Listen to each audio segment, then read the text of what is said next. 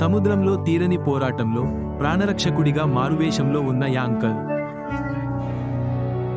మునిగిపోతున్న వ్యక్తి తేలియాడే దేనినైనా పట్టుకోవచ్చు. ప్రాణరక్షకుడిగా మారువేషంలో ఉన్న బరువైన యాంకర్ కూడా భయాందోళన మరియు అలసటతో నడిచే మోక్షం నుండి ఈ వెర్రిపట్టు వారిని అగాధాలలోకి మరింత లోతుగా లాగుతుంది. వారి రక్షణ అని వారు నమ్మిన వస్తువు వారి మరణానికి సాధనంగా మారుతుంది. రూపకంగా ఇది జరుగుతుంది. వ్యక్తులు వారు విఫలమైన సాహసం లేదా వ్యక్తిగత సంక్షోభం అని భావించిన దానితో మునిగిపోయి స్పష్టమైన తీర్పు కంటే పూర్తిగా నిరాశతో వ్యవహరించినప్పుడు వారు నిజంగా మొదటి స్పష్టమైన పరిష్కారాన్ని, తరచుగా ప్రమాదకర సత్వర మార్గాన్ని గ్రహించినప్పుడు లేదా నిజమైన ఆఫర్గా ఉండటానికి చాలా మంచివారు. అది వారి అవసరమైన రక్షణ మరియు వారి దుర్బల స్థితి అని నమ్మి వారు స్వీకరించే దాని యొక్క దాచిన బరువు మరియు నిజమైన స్వభావాన్ని చూడడంలో విఫలమవుతారు. ఉదాహరణకు, ఆ వ్యవస్థాపకులు మరియు అనుబంధ సంస్థలు ఇప్పుడు ఆ ప్రాణరక్షకులు అని పిలువబడే వాటిలోకి దూసుకుపోతున్నారు, ఎందుకంటే వాటిని విసిరేవారు.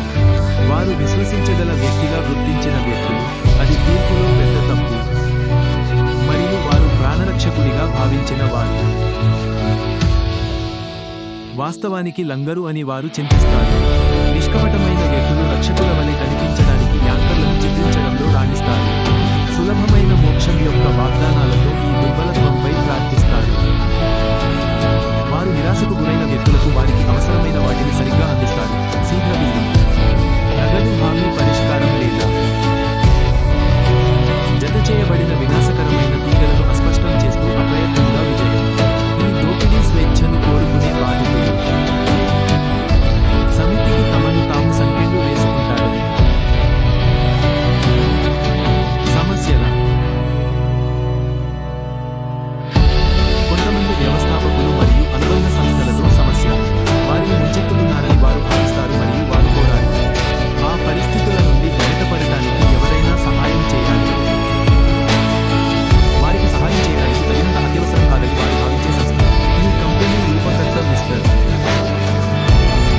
యాష్మోఫర్ అత్యవసరంతో సహనాన్ని నమ్ముతారని కూడా తెలుసుకోవాలి.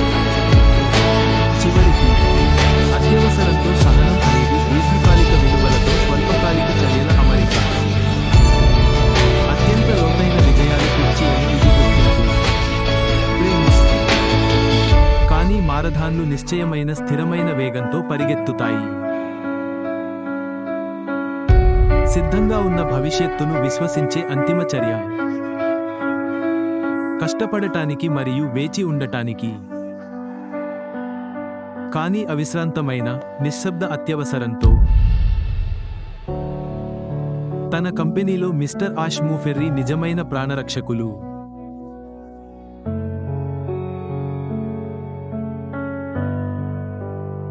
నకిలీ కాదు.